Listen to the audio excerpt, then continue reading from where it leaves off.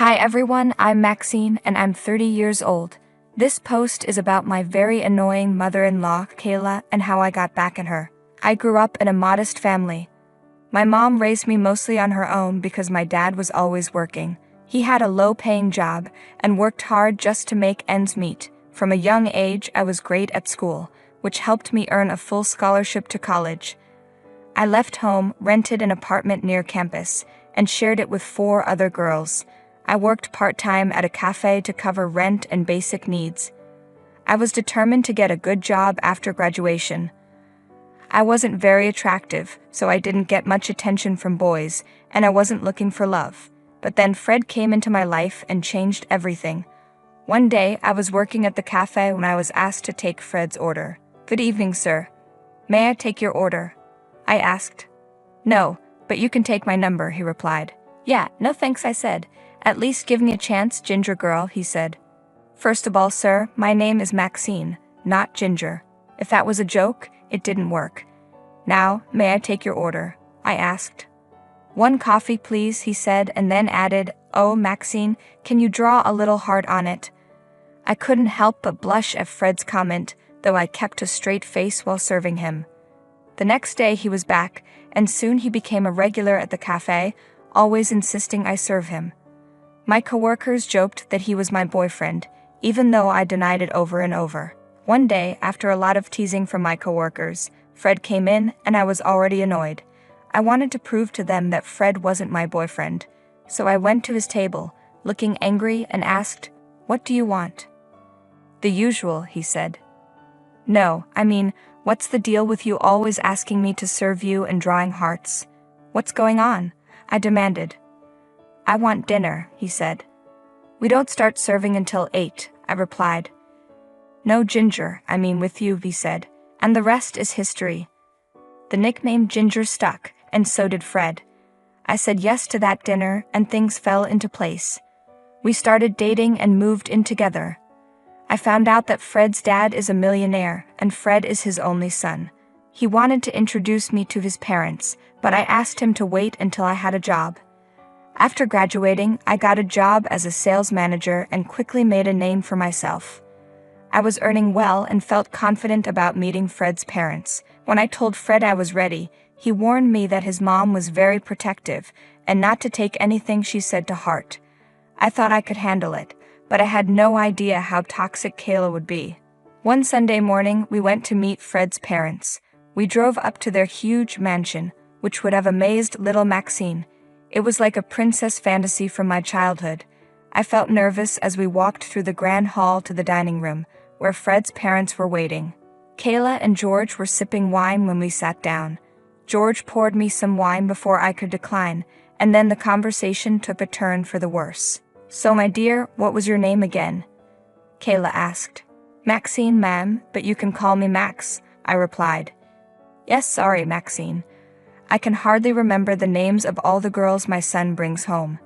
You wouldn't believe how many gold diggers are out there throwing themselves at my son," she said. "I believe that might be true, ma'am, but I'm not one of them," I said. "Well, you wouldn't admit it even if you were," she replied. "Mom, that's enough," Fred interrupted. "What is enough? I don't think I've said anything wrong," she said. "Mom, you're insulting me. I'm no gold digger," I said. "I'm one of the top executives at one of the best companies in the country," Kayla said. "So you think you're just a corporate worker who recently got money and my son is your backup plan if your career doesn't work out?" "Mom, I've had enough," Fred said. "I need to talk to you alone." Kayla looked offended and left the room, followed by Fred. George, who had been quiet until then, said to me, "I think you're a smart girl, Maxine. I want you to be part of our family. Don't mind my wife, she's just very protective of Fred." I tried to smile, but I was eager to find out what Fred and Kayla were talking about, so I excused myself and stood behind a door where I could hear them but they couldn't see me. "Mom, you need to be nice to Maxine. She has no interest in my money," Fred said. "You think you know better than me," Kayla replied. "I've seen many gold diggers. Just because she used to be poor doesn't mean she is now. When you met Dad, he was a billionaire. Would you have liked it if people judged you the way you're judging Maxine? Fred, don't you dare compare your marriage to your father's with your short relationship with some random girl who was poor. If you can't respect me, then you and that girl need to leave my house right now. She's not just a fling, and yes, we are leaving, Fred said. I heard angry footsteps coming my way, so I quickly went back to the table and pretended to drink my wine. Soon, Fred came in and told me to get my coat because we were leaving. He said we could get food on the way home. I didn't say anything, just nodded. I was on the verge of tears. The drive home was very quiet. Fred was deep in thought, and I was sniffling. I felt hopeless. I'm usually optimistic, but this situation was too much. I didn't know if Fred would have to choose between me and his family, and I really wanted his mom to like me. We stopped for pizza on the way home and had an early dinner. Afterward, I asked Fred if we should stop seeing each other. Fred looked shocked and took my hands, saying, "Maxine, nothing can stop me from seeing you, not even my mom. You can't get rid of me now. This is meant to last." I felt like a little girl who had just received a wonderful gift. Fred was incredibly sweet, and I think he worried I might leave him because of his mom. I had no plans to leave, and I hoped that someday I would win Kayla over. I now realize I was naive back then, but I've learned a lot since then. A few months later, Fred proposed, and I said yes. He suggested we elope, and we did. It was an adventurous and romantic experience. Later, Kayla insisted on a formal wedding because she didn't want to lose face with her friends. I insisted on paying half of the wedding costs, even though Fred wanted to cover everything. The wedding was a beautiful event, but as I walked down the aisle, I wished my father could be there. He had passed away a few years earlier. While walking down the aisle, I suddenly saw Kayla in a long white dress. I felt like running away because I knew she was determined to never accept me and would try to ruin our marriage at every chance. But then I saw Fred's smiling face and went through with the wedding. Throughout the ceremony, Kayla did everything she could to make me feel left out. She wanted family photos without me and made sure Fred and I didn't sit together at the reception. She also talked badly about her so-called friends behind their backs, criticizing their appearance and pretending to be nice in front of them. I was shocked at how two-faced she was. She seemed obsessed with everyone's jewelry, dresses, and looks, and tried to outshine everyone, including me, the bride. I was emotionally drained after the wedding and slept for 12 hours straight. Fred was understanding and supportive, but dealing with Kayla after marriage was exhausting. She constantly criticized my appearance, even pointing out my wrinkles and comparing her youthful skin to mine. I dreaded her visits and tried to stay at work longer to avoid her, but she used that against me too, saying I was neglecting Fred for my own selfish reasons. I tried to explain that I worked hard to save money for our future baby, but it didn't help. Kayla always insisted that we spend holidays with them, and during those times she would tell Fred he had chosen a poor wife who depended on him. She would criticize the gifts I gave her and praise the ones Fred chose, even though I picked them out. The year I got pregnant was especially tough. My hormones were already making me emotional, and Kayla never missed a chance to criticize my body. When Fred confronted her, she would lie, pretend she didn't know, and blame it on my hormones. Spending 5 days with my mother-in-law that year felt impossible. I decided it was time for Kayla to realize how wrong she had been to me. I wanted to address this before the baby was born, because I didn't want him growing up seeing his grandma putting down his mother with shallow comments about her appearance. I didn't want him to develop a shallow mindset like hers. So I took matters into my own hands. I started spending more time at the Pearson mansion, putting up with Kayla's jabs as part of my plan for revenge. I pretended it was because I wanted our child to have a strong bond with his grandparents. During this time, George was very kind to me, bringing me fruits and chocolates, and he would often organize parties for the kids on the days I visited. Kayla used these parties as excuses to avoid sitting with me. Kayla would loudly complain about me to her friends, calling me the worst. But whenever any of them went to the bathroom or left early, she would criticize them too. I used this to my advantage. I made a note of their names and the nasty things she said about them. I even recorded some of her comments with a small recorder.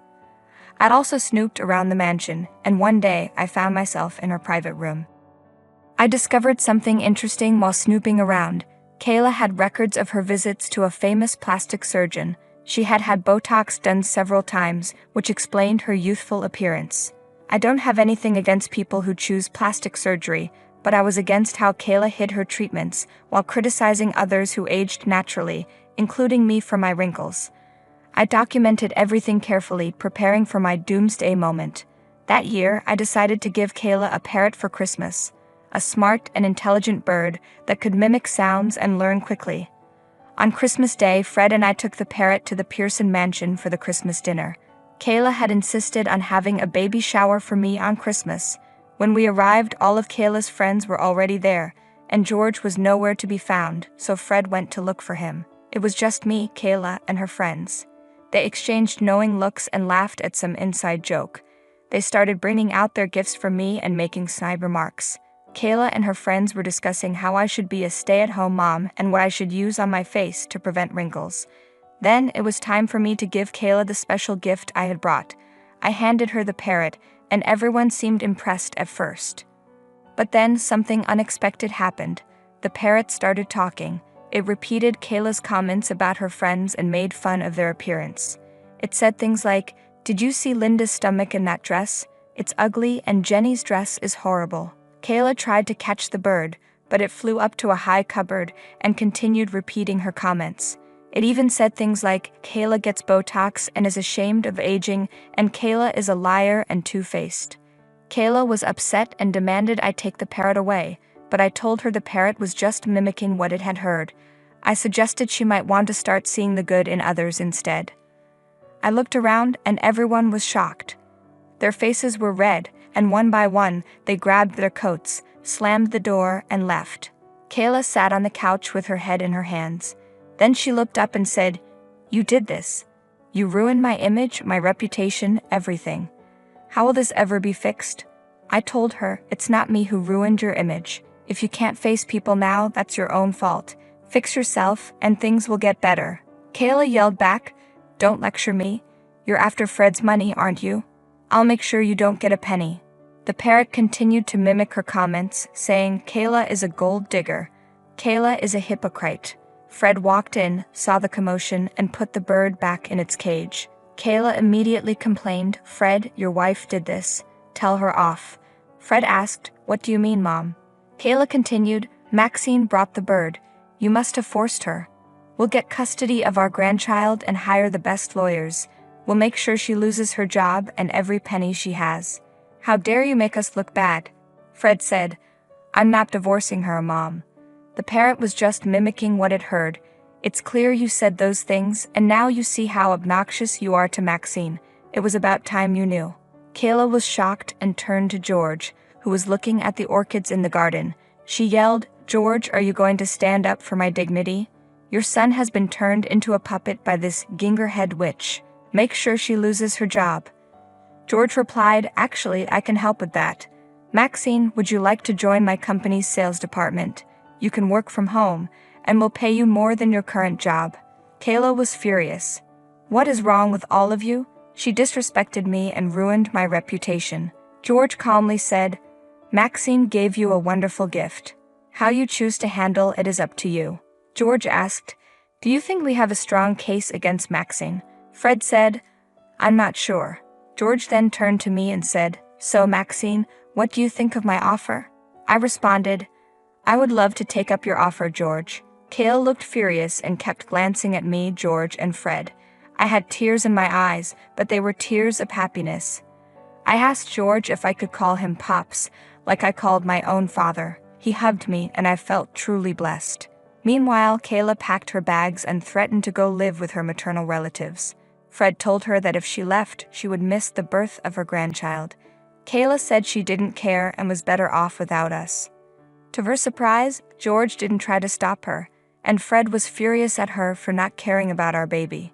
Kayla took a cab and left. I gave birth to a healthy baby boy in February, and both George and Fred were thrilled. My mother came from the country to visit and brought homemade cookies and brownies, which George enjoyed immensely. The month was filled with happy memories as we celebrated George Jr.'s arrival. In mid-March, Kayla returned when she realized she couldn't pay her credit card bills. She made a big fuss, claiming she hadn't been informed about the birth of her grandson. Fred reminded her that she had said she didn't care about the baby before she left, so we decided to let her be. Kayla then denied ever saying she didn't care and started to cuddle the baby. George asked Kayla to apologize to me. She acted surprised and said she didn't know what she should apologize for. When George listed the things she had done wrong, Kayla reluctantly mumbled an apology. Honestly, that was more than I expected from her. I accepted Kayla's apology gladly. That night, Fred told me he plans to keep his contact with his mom to a minimum. He didn't want our child to grow up hearing negative things about us or his grandpa from Kayla, and I agreed with his reasoning. I had been worried about this but didn't want to bring it up myself because I didn't want Fred to cut off his mom just because of me. It was a relief when Fred brought it up on his own. Since December, I've been working from home for George's company. I think I've been doing a good job managing the sales department. George says I've done excellent work, but I'm not sure because he tends to hype up little things. Still, the company's sales doubled, and George was very impressed. He asked me when I could start working from the office because there's a promotion waiting for me. I thought George's offer was a joke until I joined him in the conference room. He announced that he wanted to make me a partner in the company. I was overjoyed.